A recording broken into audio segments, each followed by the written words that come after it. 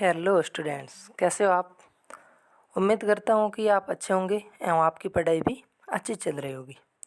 तो आज की क्लास में हम दशमलव वाले जोड़, घटाव, गुणा और भाग के बारे में सीखेंगे। तो हम एक सीक्वेंस की तरह पढ़ेंगे। सबसे पहले जोड़, उसके बाद घटाव, फिर गुणा और सबसे अंत में भाग सीखेंगे। आज की क्लास शुरू करने से पहले आप वीडियो को लाइक एवं चैनल को सब्सक्राइब ज़रूर करें ताकि आने वाली नई वीडियो आपके लिए हेल्पफुल साबित हो। तो चलिए शुरू करते हैं आज की क्लास। सबसे पहले हम पहला क्वेश्चन लेते हैं। पहले क्वेश्चन के अंतर्गत आपको दिख रहा है ये जोड़ का क्वेश्चन है। किसका क्वेश्चन है? जोड़ का। और जोड़ भी कौन सी है? दशमलव वाली जोड़। तो आज हम दशमलव वाली जोड़ सीखते हैं। सबसे पहले पहली संख्या को ऊपर लिखते हैं। जोड़ सिंपल तरीके से करते हैं, वैसे ही लिखते हैं। सबसे पहले 5.32 ऊपर लिख दिया। अब दशमलव वाली जोड़ करो या घटाव करो, उसकी शर्त ये होती है कि दशमलव के नीचे दशमलव आना चाहिए। क्या आना चाहिए? दशमलव के नीचे दशमलव आना चाहिए। ये दशमलव है ना, इस दशमलव के नीचे आना चाहिए। तो लगा दिया यहाँ दशमलव। अब नीचे संख्या कौन सी है? 4 तो 4 इसके नीचे 4.26 यहाँ 26। अब इनको जोड़ना है। अब 2 और 6 को जोड़ेंगे तो कितना होगा? 8। यहाँ लिखेंगे 8। अब इस 3 और 2 को जोड़ेंगे तो 3 और 2 5, तो यहाँ पे 5। अब इसके आगे दशमलव है तो दशमलव का दशमलव लगा देंगे यहाँ पे। अब 5 और 4 को जोड़ेंगे तो 5 और 4 कितने होंगे? 9। यहाँ लिखेंगे 9। तो ये हमारी जोड़ हो गई। तो दशमलव की जोड़ आपको इस प्रकार से करनी है, आपकी जोड़ कभी गलत नहीं होगी। अब हम दशमलव के घटाव की ओर चलेंगे। यह है दशमलव के घटाव वाला क्वेश्चन। कौन सा? दशमलव के घटाव वाला क्वेश्चन। तो सबसे पहले ऊपर संख्या लिखेंगे 87.26। अब जोड़ और घटाव में मैंने पहले ही बता दिया कि दशमलव के नीचे क्या आना चाहिए? दशमलव आना चाहिए। दशमलव के नीचे सबसे पहले पहला काम यही करना है, दशमलव के नीचे दशमलव लगाना है। दशमलव के नीचे दशमलव लगा दिया। अब इस संख्या को नीचे लिखेंगे। संख्या कौन सी है? 29.352। 3, 5 और 2। अब ऊपर वाले संख्या में से नीचे वाली संख्या को हटा देंगे। अब ऊपर एक अंक कम है और नीचे एक अंक ज़्यादा है, तो जहाँ एक अंक कम हो वहाँ हम क्या लगा देंगे? 0। तो यहाँ पे हम एक 0 लगा देंगे। लगा दिया 0। अब घटाना है। अब 0 में से 2 को घटा नहीं सकते क्योंकि 2 0 से बड़ा है। अब 0 में से 2 को घटा नहीं सकते, इसलिए यहाँ से एक 6 से उधार लाएंगे। तो यहाँ कितना हो गया? 10। 10 में से 2 गए, कितना हो गए? 8। तो यहाँ लिखेंगे 8। अब 6 की जगह कितने बचे हैं? 5, क्योंकि एक उसको उधार दे दिया। अब 5 में से 5 गए, कितने बचे? 0। अब 2 की जगह 2 ही है क्योंकि इसको उधार देने की ज़रूरत पड़ी नहीं है। 2 की जगह 2 है, लेकिन 2 में से 3 तो घटा नहीं सकते क्योंकि 2 छोटी संख्या और 3 बड़ी संख्या है। तो इसको घटाने के लिए हम पास वाले से एक उधार लाएंगे। 7 से एक उधार लाएंगे। 7 से क्या लाएंगे? इसके पास एक उधार। कितना हो गया? 12। अब 12 में से 3 को घटाना है। 12 में से 3 को घटाएंगे तो कितना आएगा? 9। यहाँ लिखेंगे 9। अब उसके आगे दशमलव है तो दशमलव को ज्यों का त्यों लिख देंगे। लिख दिया। अब यहाँ कितना बचा है? 7 की जगह 7 ने इसको 2 को दे दिया 1। अब 7 की जगह बचा है 6। अब घटाना है 6 में से 9 को। अब 6 में से 9 को घटा नहीं सकते, तो क्या करेंगे? फिर से उधार लाएंगे। या 8 से 1 यहाँ उधार दे दिया। अब यहाँ 6 है, एक उधार लेके आ गए। कितना हो गया? 16। अब घटाना है 16 में से 9 को।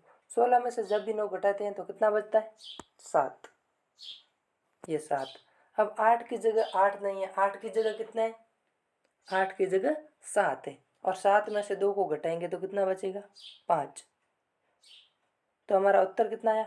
57.908। 57.908 ये अपना क्या आया है? उत्तर, आंसर। ठीक है, तो उम्मीद करता हूँ कि आपको जोड़ और घटाव बहुत सिंपल तरीके से समझ में आए होंगे। अब हम जोड़ और घटाव के बाद आके गुणा की ओर चलेंगे। गुणा भी बहुत सिंपल है और भाग भी बहुत सिंपल है। चलो, आपकी स्क्रीन पर अब ये तीसरा प्रश्न शो हो रहा है, ये है गुणा का। किसका है? गुणा का।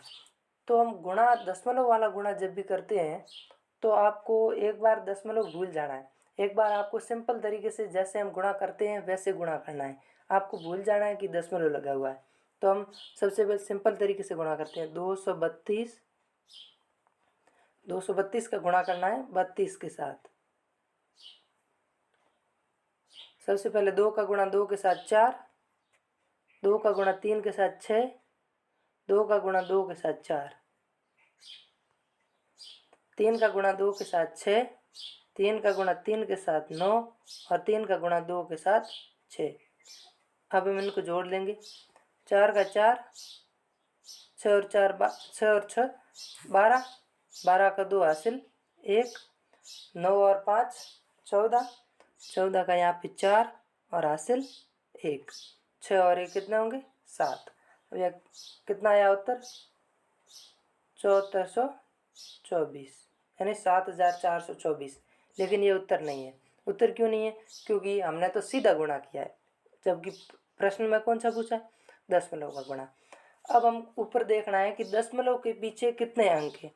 ये दशमलव है, इसके पीछे कितने अंक है? एक तो ये है 3, एक ये है 2। ये कितना हो गया? 2 अंक। इस दशमलव के पीछे कितने अंक है? एक ही अंक है, 2। तो कितने हो गए टोटल अंक? एक ये हो गया, एक ये हो गया, एक ये हो गया। 3 अंक है दशमलव के पीछे। दशमलव के पीछे कितने अंक है? 3। तो यहाँ से हम 3 अंक गिन लेंगे। 1 2 3। 3 अंक गिन के दशमलव लगा देंगे। 1 2 3, ये दशमलव। अब उत्तर कौन सा है? 7.424। ये उस गुणा का उत्तर है। तो गुणा जब भी करते हैं तो पहले सिंपल गुणा कर लो, उसके बाद दशमलव गिन के दशमलव लगा दो। इस तरीके से गुणा करोगे तो सिंपल रहेगा, नहीं तो एग्जाम में गुणा होगा नहीं, बहुत हार्ड जाएगा, फिर काफ़ी टाइम लग जाएगा। चलो आगे हम भाग की ओर चलते हैं। ये है भाग। 124.44 में भाग देना है 4 का। 124.6 और 4 में भाग देना है 4 का।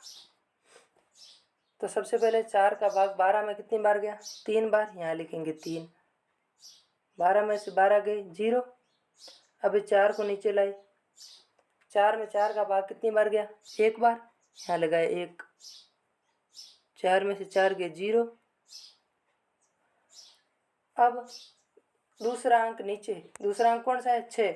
6 को नीचे लेने से पहले, 6 को नीचे लेने से पहले क्या है? दशमलव है, तो इसके पीछे भी दशमलव लगा देंगे। जहाँ अपना उत्तर है ना, उसके पीछे भी क्या लगा देंगे? दशमलव लगा देंगे।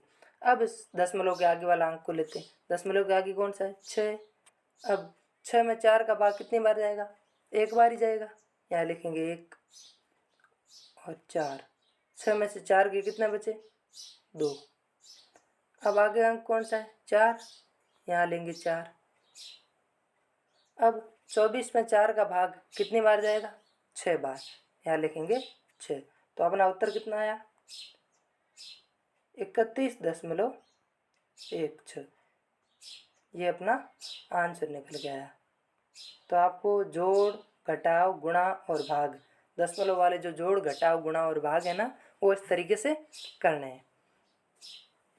उम्मीद करता हूँ आपको बहुत ही अच्छे तरीके से समझ में आए होंगे। धन्यवाद।